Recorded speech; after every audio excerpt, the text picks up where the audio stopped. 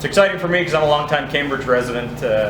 Don't hate me, a Preston boy. But Carl, how you doing? But it's exciting to have these kind of projects and this ability to really come into a core area of Cambridge and make this size of investment.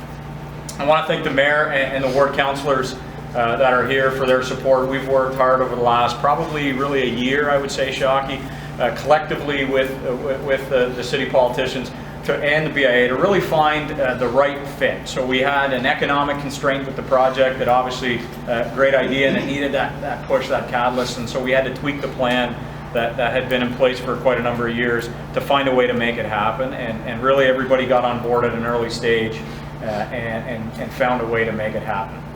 I want to thank city staff. Creatively, there's some infrastructure problems. Every time you come into a redevelopment like this, you're not dealing with a shiny new subdivision and brand new pipes and brand new infrastructure.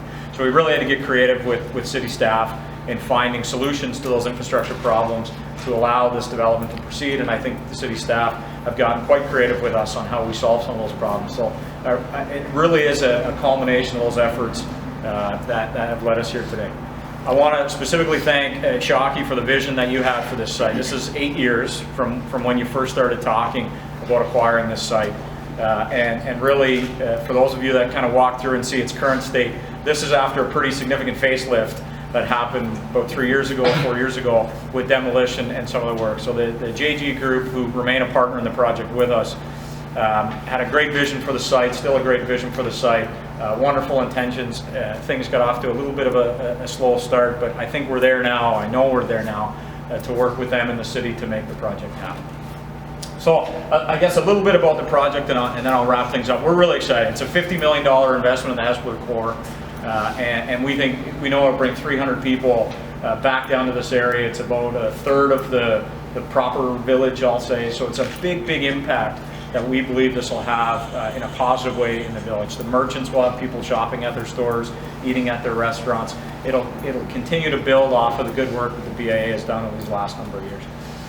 We're going to start immediately, and so we've worked with City Council, and we've got one council vote left with a good vote at committee last week. So I'm not going to count my tickets in. But anyways, we've got one piece that we've got to get over, and then we'll start demolition. So the plan is to start demolition of the interior buildings and the Building D, which is the building on Queen Street, in March. And so in early March, we'll be on site working. Certainly the historic aspect of what this is, it will be preserved. So we're really excited about preserving the iconic building on the river. We're really excited about preserving some of the key features of the site, the headstone that's in the site, a lot of the cornering stone, a lot of the aspects that you just don't see. Some of the timber from inside we'll be reusing.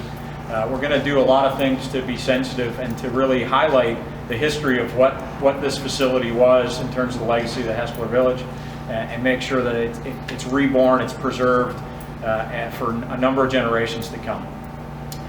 We're excited with Building C, which is the smaller building here over on Guelph Ave, that we have the opportunity to do something with public space. And so the idea there is gifting that space back either through the city or working with Larry and his group or something like this to allow that to be in the public domain, in the public realm, including a pretty fantastic landscape feature that we're excited about that will really showcase some of the imagery of the old mill chase and some of the historical aspects of the site. So we'll really create a good piece of almost public art, if you will, and community space in that building.